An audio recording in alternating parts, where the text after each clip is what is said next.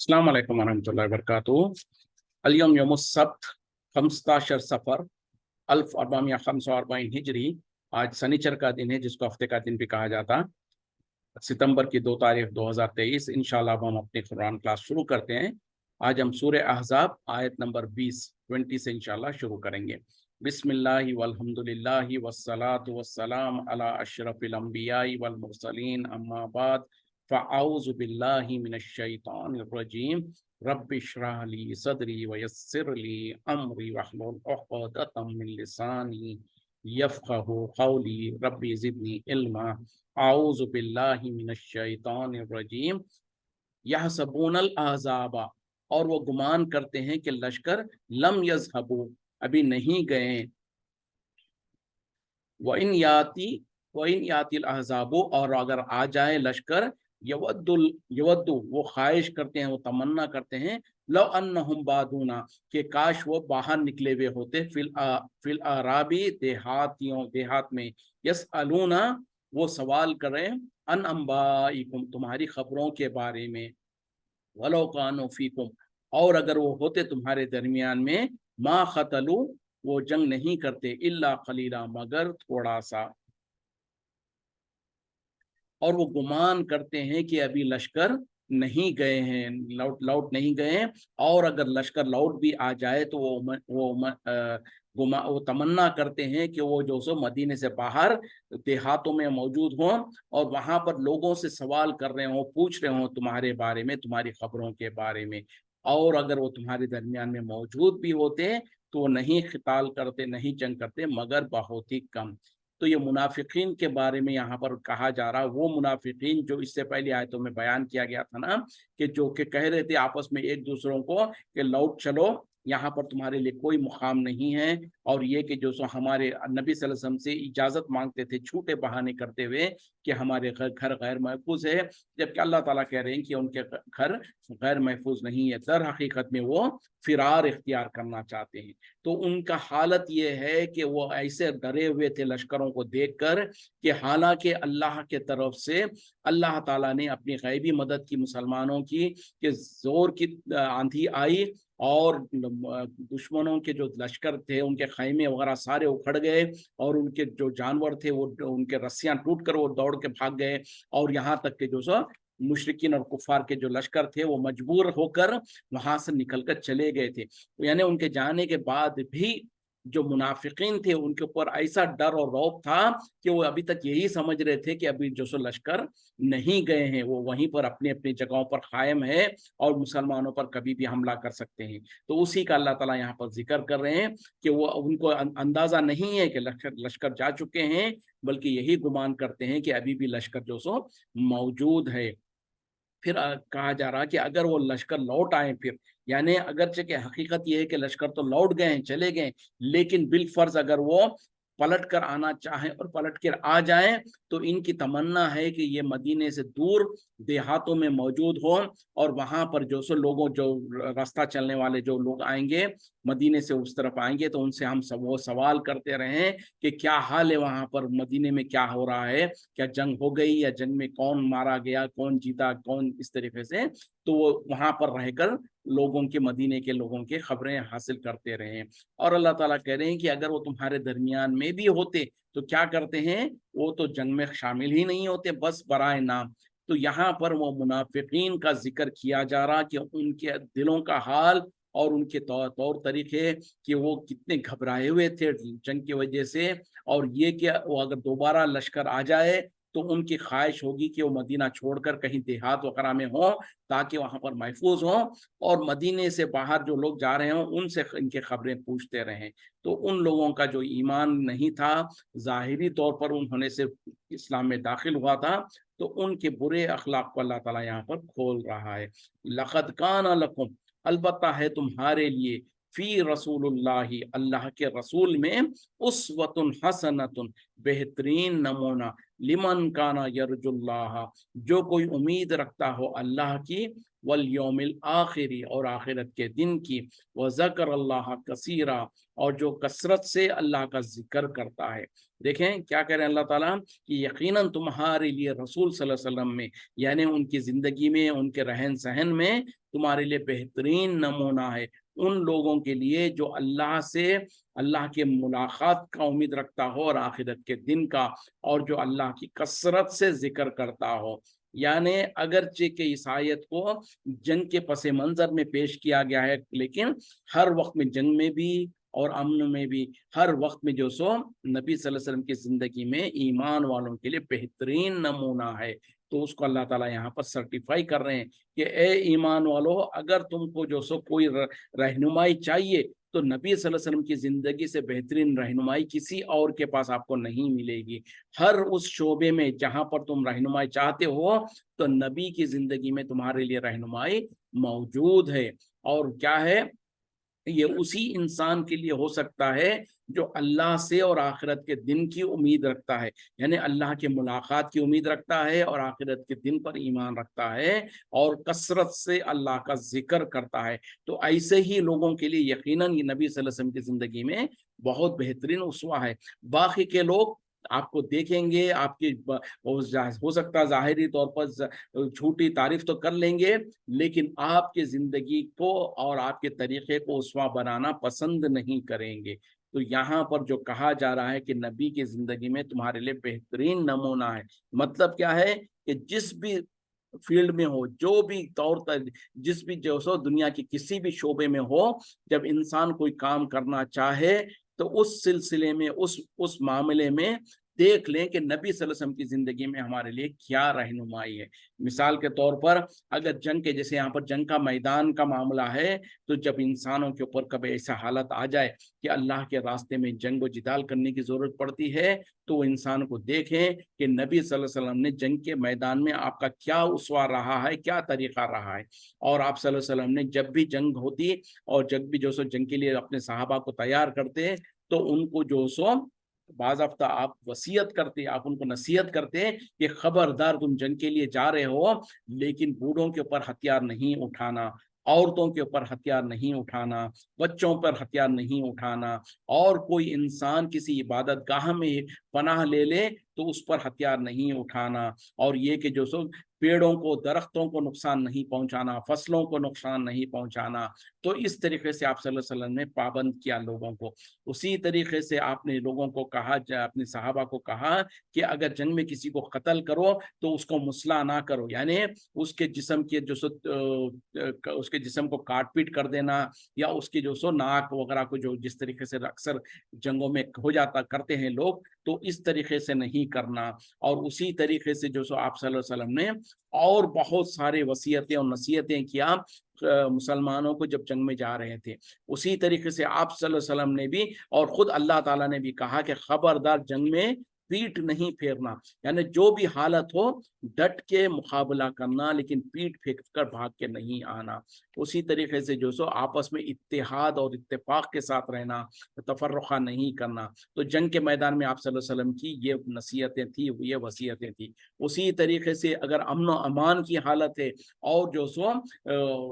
वक्त के खलीफा का जो किरदार है और वक्त का कोई बादशाह या हुक्मरान है, तो वो भी नबी सल्लल्लाहु अलैहि वसल्लम की जिंदगी में देखें कि आप सल्लल्लाहु अलैहि वसल्लम ने किस तरीके से अदल व इंसाफ किया है लोगों के दरमियान में। उसी तरीके से अगर कोई कारोबार करना चाहता है, तिजारत करना चाहता है, तो वो देखे कि नबी सल्लल्लाहु अलैहि वसल्लम ने तिजारत भी की है, और तिजारत में जो कारोबार में जो आपने उसूल इख्तियार किया कि किसी को धोखा नहीं देना, अगर माल में कोई ऐब है तो उसको छुपा कर नहीं बेचना, बल्कि उसको जाहिर करके उस माल को बेचना। तो इस तरीके से, और झूठ से मना किया आपने, धोखा देने से मना किया है। उसी तरीके से अगर कोई शौहर है तो नबी सल्लल्लाहु अलैहि वसल्लम की अज़दवाजी जिंदगी को देखें कि आप सल्लल्लाहु अलैहि वसल्लम ने अपनी बीवियों के साथ कैसा मामला किया है। कोई बाप है तो अपने औलाद के साथ किस तरीके से मामला करना है, नबी सल्लल्लाहु अलैहि वसल्लम की जिंदगी में देखिए कि आपने अपनी औलाद के साथ कैसा मामला किया है। तो इस तरीके से जिंदगी के हर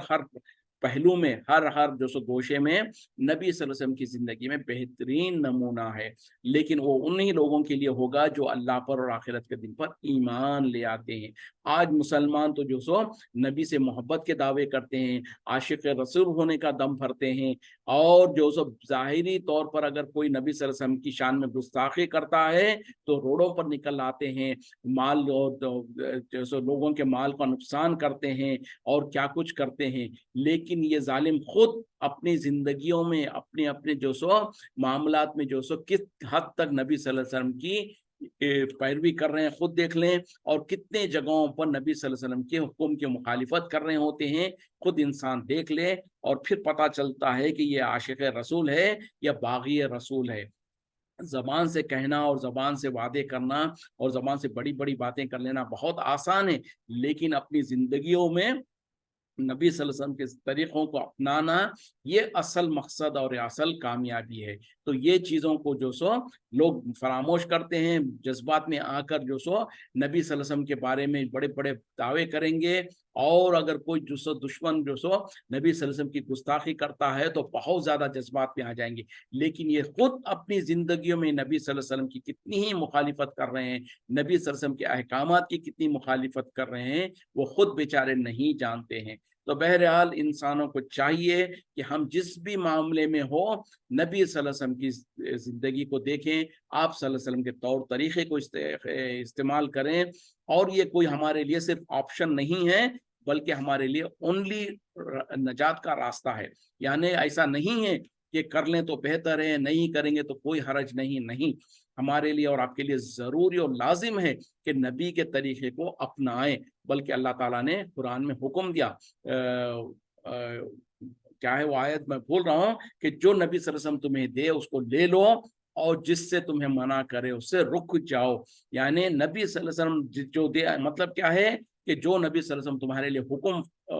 नाफिज करे या तुम्हारे लिए जो कुछ उसवा छोड़ जाएं उसको तुम इख्तियार कर लो, और जिससे मना करें उससे रुक जाओ।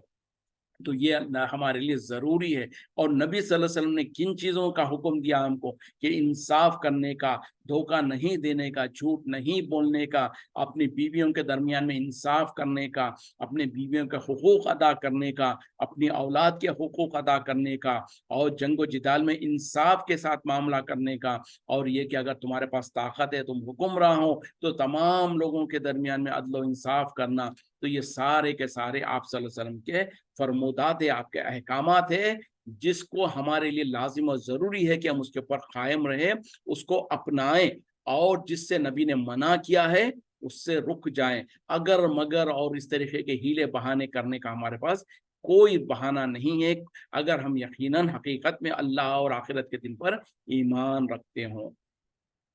वलम्मा राउल मोमिनूना, और जब मोमिनों ने देखा अल अहज़ाबा, लश्करों को, हाल वो कहने लगे, हाजा मा वादन अल्लाहु व रसूलुहु, यही है वो जो अल्लाह ने और रसूल ने हमसे वादा किया। व सदक़ल्लाहु व रसूलुहु, और सच कहा अल्लाह और उसके रसूल ने। व मा ज़ादहुम, नहीं उसने इस ज़्यादा किया उन्हें, इल्ला ईमानन, मगर ईमान में, व तस्लीमा, और फरमा बरदारी में।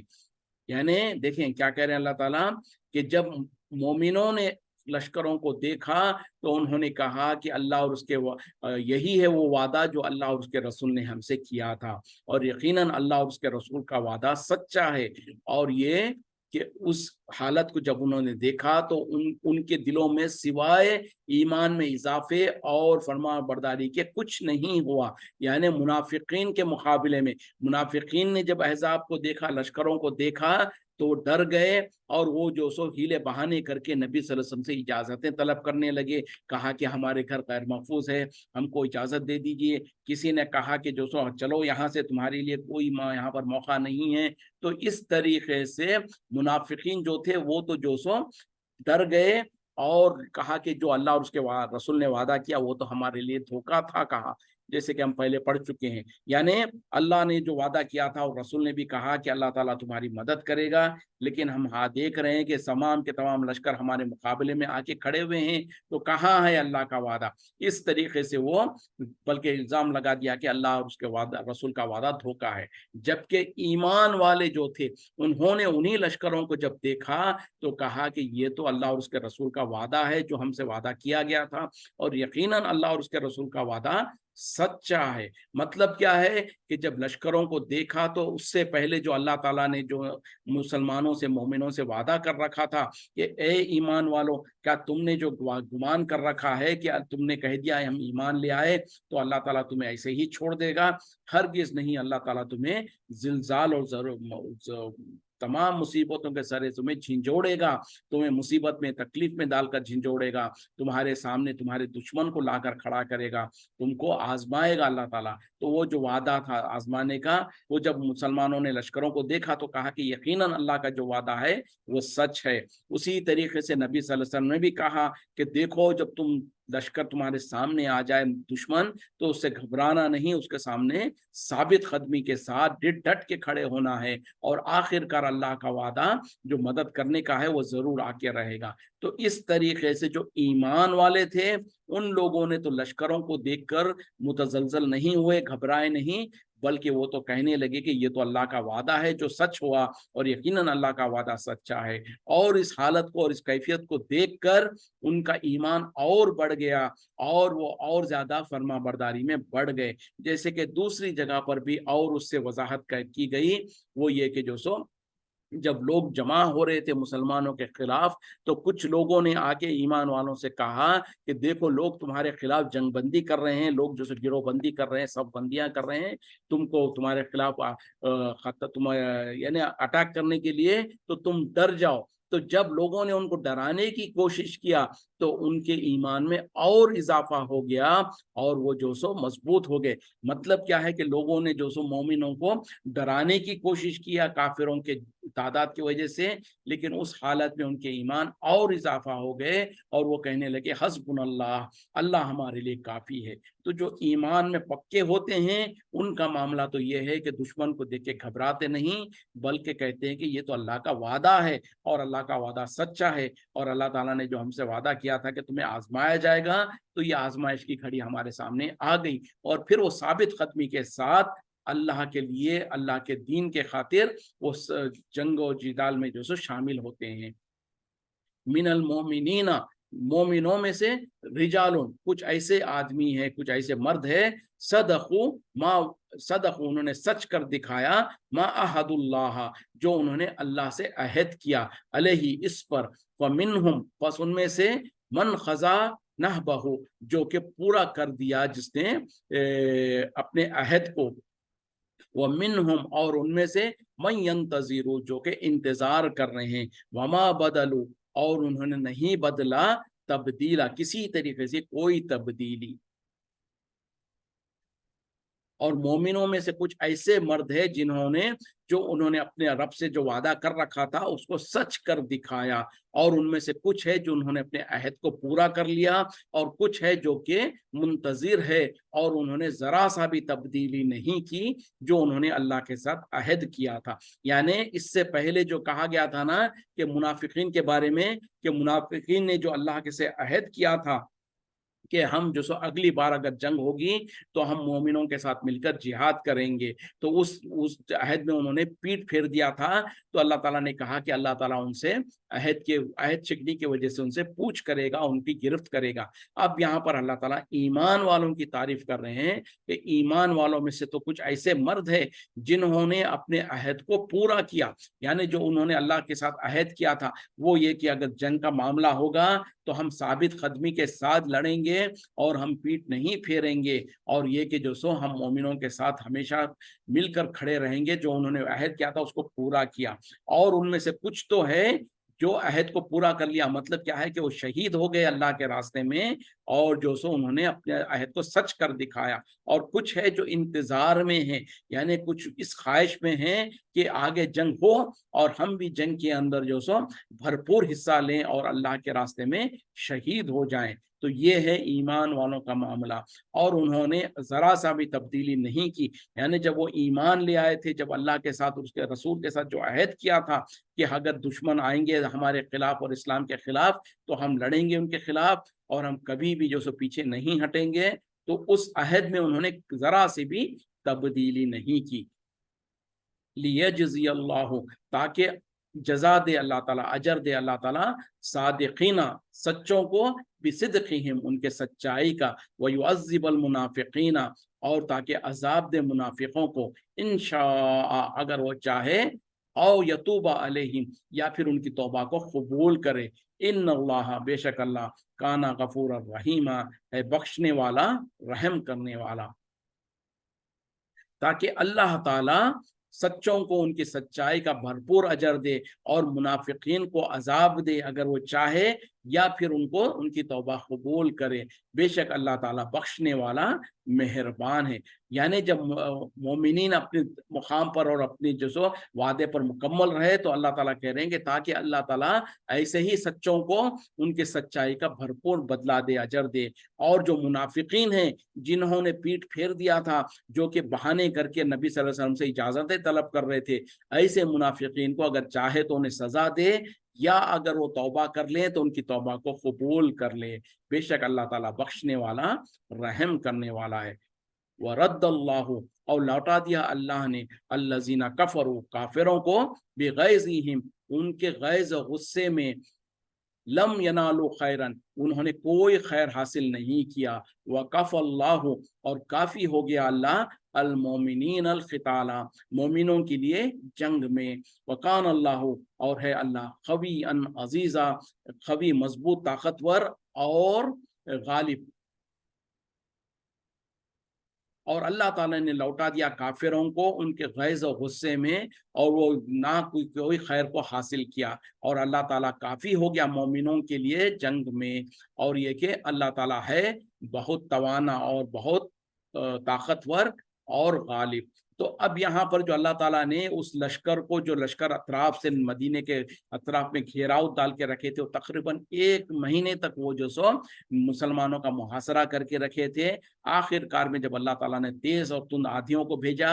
اور اس کے بعد فرشتوں کو بھیجا، تو اس کے ذریعے سے جب لشکر لوٹ کر بھاگ گئے، تو اسی کا یہاں پر ذکر کیا جا رہا کہ اللہ تعالیٰ نے کافروں کو ان کے غیظ و غصے میں، یعنی جو وہ مقصد سے آئے تھے ان کا مقصد پورا نہیں ہوا، تو بڑے غصے کے اندر لوٹ کر چلے گئے، اور انہیں کوئی خیر حاصل نہیں ہوا، یعنی نہ دنیا ملی ان کو، نہ ہی ان کا مقصد حاصل ہوا۔ یعنی اگر وہ لڑتے اور جنگ میں جو سو کچھ ان کو مال غنیمت وغیرہ ملتا تو کم از کم خوش ہوتے کہ ہم کو مال ملا ہے، یا نہیں تو لڑ کے مسلمانوں کو جو سو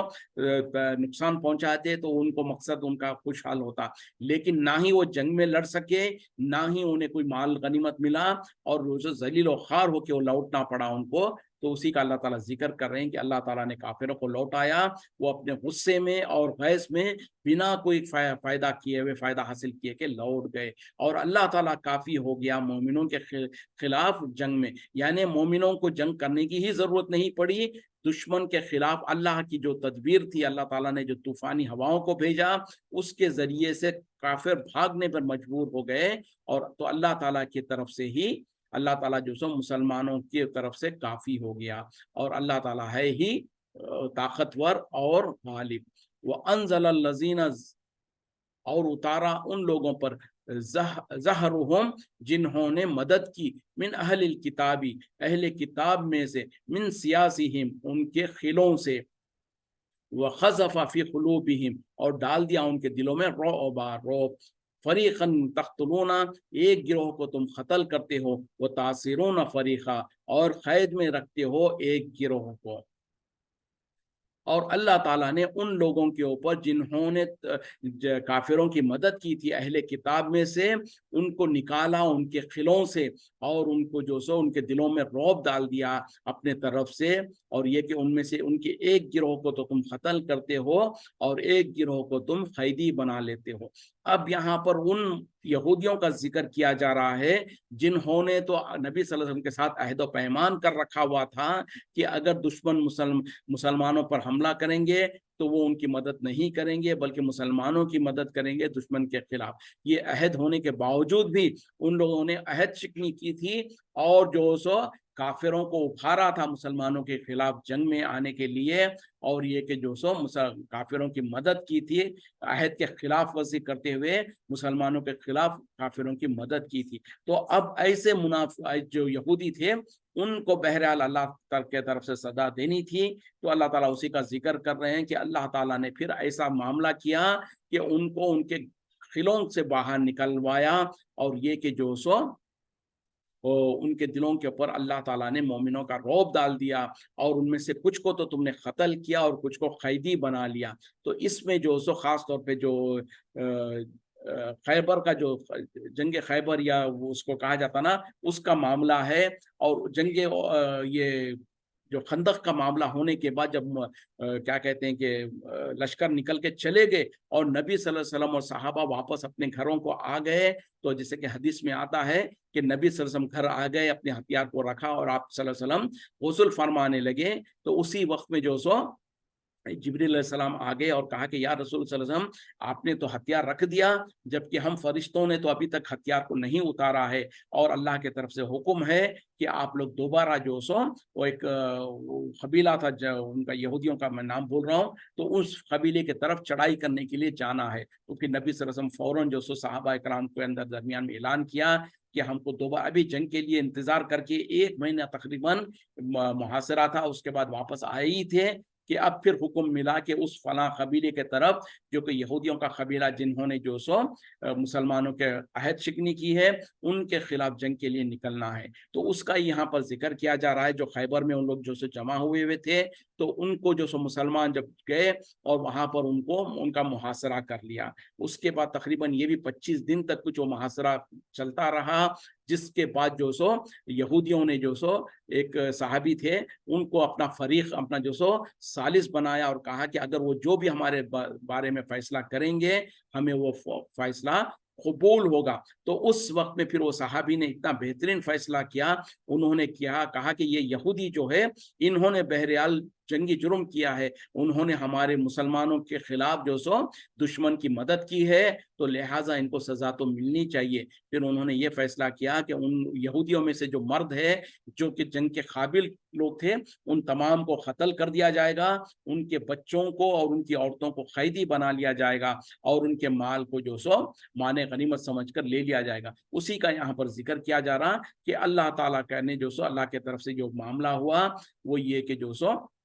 ان میں سے کچھ کو تو تم نے جو سو قتل کیا اور کچھ کو تم جو سو آپس میں ان کو قیدی بنا لیا۔ آج سنیچر کا دن ہے، ہم سوالات لیتے ہیں، اگر کسی کے پاس کوئی سوال وغیرہ ہو تو آپ لوگ کر سکتے ہیں، انشاءاللہ اگر میرے پاس اس کا جواب ہوگا تو میں جواب دینے کی کوشش کروں گا۔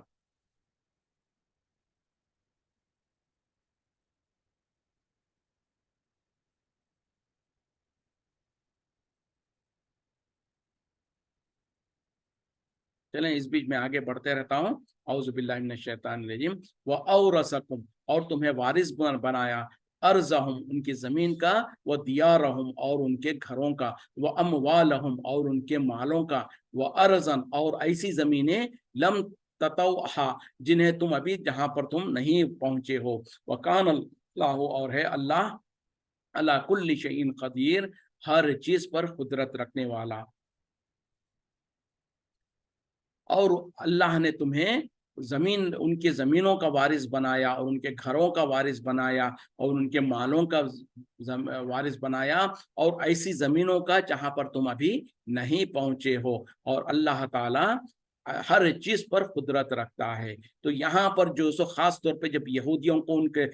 گھروں سے نکالا گیا اور ان کے مردوں کو جو جنگ کے قابل تھے ان کو قتل کیا گیا، اور ان کی عورتوں کو اور بچوں کو قیدی بنایا گیا، اور ان کے زمینیں یعنی ان کے جو گھریں تھے، زمینیں تھے، اس کا وارث اللہ تعالیٰ نے ایمان والوں کو بنا دیا، اور ان کے مالوں کو جو سو ان مومنوں کے لیے مال غنیمت بنا دیا۔ تو اسی کا یہاں پر ذکر کیا جا رہا، اور ایسے زمینوں کا جہاں پر تم ابھی نہیں پہنچے۔ اس سے مراد مستقبل میں جو مسلمانوں کو، ایمان والوں کو جو اللہ تعالیٰ کی طرف سے کامیابی ملنی تھی، ان زمینوں کا بھی اللہ تعالیٰ ذکر کر رہے ہیں جو بعد میں جو سو مسلمان بڑے بڑے علاقوں کو فتح کیا تھا، تو ان زمینوں کا بھی جہاں پر تم ابھی تک نہیں پہنچے ہو۔ اور یقیناً اللہ تعالیٰ ہر چیز پر قدرت رکھنے والا ہے۔ یا ایھا النبی،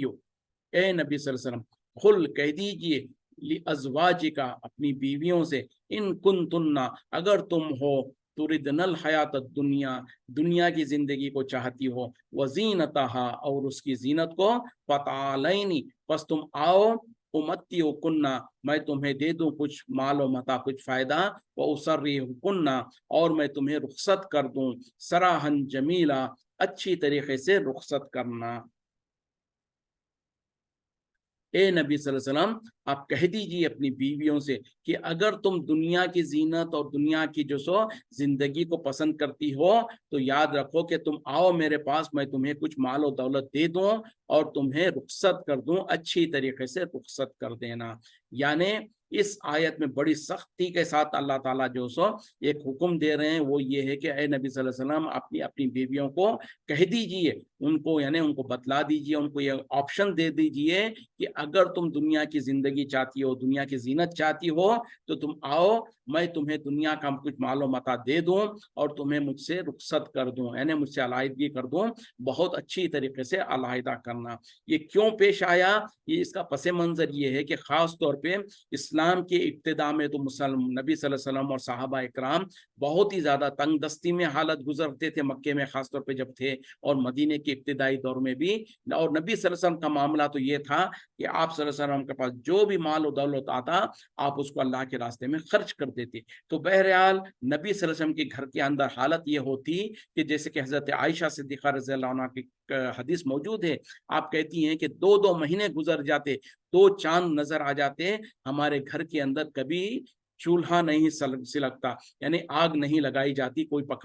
چیز پکائی نہیں جاتی۔ تو صحابہ نے پوچھا کہ آپ صلی اللہ علیہ وسلم کے پھر گھر میں کیا ہوتا، کیسے زندگی گزرتی؟ تو آپ نے کہا کہ 2 کالے چیزوں کے ذریعے سے، یعنی ایک تو کھجور اور وہ پانی، اس کے ذریعے سے ہمارا گزر ہوتا، یعنی 2 مہینے تک گھر کے اندر کوئی پکوان نہیں ہوتا۔ اس طریقے سے حالت آپ صلی اللہ علیہ وسلم کے گھر کے حالت تھے۔ تو بہرحال جب یہ تنگی کے حالت، اس طریقے کے تنگی کے حالت تھے، تو وہ امہات المومنین جو بھی، وہ بھی آخر اگرچہ کہ وہ انسان ہی ہیں، تو ان کے اندر بھی جو سو تھوڑا سا محسوس، اور خاص طور پہ جب یہ جنگیں ہونے لگی، جنگ بدر، جنگ احد، اور اس کے بعد اس طریقے سے جب جنگیں ہونے لگی، اس کے بعد مسلمانوں کے ہاتھ کچھ مال غنیمت وغیرہ لگنے لگا اور مسلمانوں کی حالتیں کچھ بہتر ہونے لگی۔ خاص طور پہ صحابہ اکرام میں جب نبی صلی اللہ علیہ وسلم جو سو مال غنیمت جو بانٹ دیتے تھے، تو اس سے صحابہ کے گھروں کے اندر کچھ حالت بہتر ہونے لگی۔ اس کو دیکھا دیکھی امہات المومنین نے بھی نبی صلی اللہ علیہ وسلم سے خواہش کا اظہار کیا اور کہا کہ ہمارے لیے بھی ہمارے گھروں کو چلانے کے لیے بھی ہمارے لیے کچھ نان نفقہ مقرر کر دیا جائے، تاکہ ہمارے گھروں کی حالت کچھ سدھر جائے۔ حالانکہ کوئی غلط معاملہ نہیں تھا، ایک فطری چیز تھی جو انہوں نے مطالبہ کیا، لیکن نبی صلی اللہ علیہ وسلم کا اپنا مقام، آپ صلی اللہ علیہ وسلم کی جو اپنی سادگی کی زندگی جو تھی، اس میں آپ صلی اللہ علیہ وسلم کو بہت زیادہ تکلیف ہوئی۔ آپ صلی اللہ علیہ وسلم نے اس کو پسند نہیں کیا، بلکہ آپ صلی اللہ علیہ وسلم نے جو سو 1 مہینے تک اپنے بیویوں سے جو سو علیحدگی کا اختیار کر لیا، اور آپ صلی اللہ علیہ وسلم نے، جس کو ایلا کہا جاتا ہے، آپ نے عہد کر لیا کہ میں ان لوگوں سے ملاقات نہیں کروں گا، اور مسجد میں جا کر رہ گئے تھے۔ پورا 1 مہینے تک آپ صلی اللہ علیہ وسلم گھر پر نہیں آئے۔ تو بہرحال اس بیک گراؤنڈ میں، اس حالت میں، جب انہوں نے امہات المومنین نے جب نبی صلی اللہ علیہ وسلم سے مطالبہ کیا کہ ہمارے لیے بھی، ہمارا گھر چلانے کے لیے بھی ہمیں کچھ مال وغیرہ دے دیا جائے ہر مہینہ، تاکہ ہم جو سو گھر کو صحیح طرح سے چلا سکیں، تو یہ چیز نبی صلی اللہ علیہ وسلم کو سخت ناگوار گزری، جس پر آپ صلی اللہ علیہ وسلم نے ایلا کیا۔ اس وقت میں اللہ تعالیٰ نے آپ صلی اللہ علیہ وسلم کو یہ اجازت دیا اور آپ کو یہ کہا کہ ٹھیک ہے، اگر آپ کی بیویاں جو سو دنیا کی چاہتی ہیں اور دنیا کے معاملے میں اس طریقے سے اگر وہ حریص ہیں، تو آپ ان کو موقع دے دیجئے، ان کو آپشن دے دیجئے کہ اگر تم کو دنیا چاہیے تو میں تمہیں دنیا کا کچھ فائدہ وغیرہ دے کر تم کو اپنے آپ سے الگ کرتا ہوں۔ تو اس معاملے کو اللہ تعالیٰ کی طرف سے، کیونکہ اللہ کو بھی بہت تکلیف گزری، اللہ تعالیٰ کو بھی یہ جو سو پسند نہیں آیا کہ امہات المومنین کا جو رویہ تھا، جس کی وجہ سے نبی صلی اللہ علیہ وسلم کو تکلیف ہوئی ہے، تو اس وقت میں اللہ تعالیٰ نے یہ آیت کو نازل کر کر نبی صلی اللہ علیہ وسلم کو یہ اجازت دے دی کہ آپ اپنی بیویوں کے سامنے یہ اختیار رکھیں کہ اگر وہ دنیا چاہتی ہیں تو ان کو دنیا کا کچھ مال دے دیا جائے گا، اس کے بعد نبی کی زندگی سے ان کو الگ کر دیا جائے گا۔ تو بہرحال جب یہ آیت نازل ہوئی تو سب سے پہلے نبی صلی اللہ علیہ وسلم نے حضرت عائشہ صدیقہ رضی اللہ عنہا کو کہا کہ دیکھو اللہ کی طرف سے یہ آیت نازل ہوئی ہے، اب تمہاری مرضی ہے، تم جو فیصلہ کرنا چاہو۔ پھر آپ صلی اللہ علیہ وسلم نے جو سو کہا کہ خبردار دیکھو تم اپنی جلد بازی میں کوئی فیصلہ نہیں کرنا، بلکہ اپنے ماں باپ کے ساتھ یعنی ابو بکر صدیق رضی اللہ عنہ اور ان کے والدہ جو ہے ان دونوں سے تم مشورہ کر کے فیصلہ کرنا، کیونکہ نبی صلی اللہ علیہ وسلم سمجھ رہے تھے کہ کہیں ایسا نہ ہو کہ حضرت عائشہ صدیقہ رضی اللہ عنہ کہہ دیں کہ ٹھیک ہے بولے ہم کو بھی کچھ دنیا کا مال دے دو، ہم جو سو آپ کی زندگی سے چلے جائیں گے۔ لیکن حضرت عائشہ صدیقہ رضی اللہ عنہ نے فوراً کہہ دیا کہ یا رسول صلی اللہ علیہ وسلم کیا میں اس معاملے میں اپنے ماں باپ سے ذکر کروں، ان سے مشورہ کروں، جبکہ میرے لیے تو آپ کی زندگی میں رہنا بہت زیادہ جو سو محبوب ہے، میں جو دنیا نہیں چاہیے۔ تو انہوں نے فوراً جو سو نبی صلی اللہ علیہ وسلم کے ساتھ ہی رہنے کو پسند کیا، یعنی جو دو آپشن دے دیے گئے تھے تو دوسرے آپشن کو ٹھکرا دیا اور کہا کہ نہیں ہم کو دنیا نہیں چاہیے، ہم کو تو آپ کے ساتھ ہی رہنا پسند ہے۔ تو اسی طریقے سے ایک ایک بیوی کے سامنے جو سو نبی صلی اللہ علیہ وسلم نے اس بات کو رکھا اور سب نے یہی پسند کیا کہ آپ صلی اللہ علیہ وسلم کی زندگی میں وہ رہیں گے اور ان کو دنیا نہیں چاہیے۔ تو بہرحال ایک انسانی ایک فطرت کے طور پر انہوں نے مطالبہ کیا تھا، لیکن جب اتنا بڑا سخت فیصلہ آ گیا اور اللہ تعالیٰ نے دو آپشن دے دیا کہ یا تو نبی کی زندگی میں رہنا ہے تو تم کو ان تکلیفوں اور ان کو برداشت کرنا پڑے گا، یا نہیں تو دنیا کی رنگیاں دنیا کی تم کو زیب و زینت چاہیے، دنیا کا آرام چاہیے تو تم کو دے دیا جائے گا، پھر تم کو دنیا کے نبی کی زندگی سے علیحدہ کر دیا جائے گا۔ تو جب یہ آپشنز دیے گئے تو تمام کے تمام ازواج نے امہات المومنین نے اس وقت میں نبی صلی اللہ علیہ وسلم کے ساتھ رہنے کو ہی پسند کیا ہے۔ اس سے بھی ثابت ہوتا ہے کہ امہات المومنین کا کتنا بڑا مقام ہے، انہوں نے کتنی سختیاں اور کتنی تکلیفوں کو برداشت کیا دین کے لیے، نبی صلی اللہ علیہ وسلم کے لیے، اور کبھی جو سو ناراضگی کا اظہار نہیں کیا۔ بہرحال جب حالت کچھ سدھرے تھے تو اس وقت میں ایک مطالبہ کیا تھا، لیکن جب اس طریقے سے سخت معاملہ کر دیا گیا تو انہوں نے پھر اپنی رجوع کر لیا اور اپنی غلطی پر نادم ہو گئے اور نبی صلی اللہ علیہ وسلم کے ساتھ رہنے میں ہی عافیت سمجھا اور اسی کو قبول کیا۔ تو یہ ہے امہات المومنین کی سیرت، اور اللہ تعالیٰ اسی لیے ان کو درجات میں بھی بلند کیا ہے اور ان کا مقام بھی بلند کیا ہے۔ وقت ختم ہو رہا ہے، یہیں پر رکتے ہیں۔ وآخر الدعوانا الحمد للہ رب العالمین۔ سبحانک اللہم بحمدک، اشہد ان لا الہ الا انت، استغفرک و اتوب الیک۔ السلام علیکم ورحمۃ اللہ وبرکاتہ۔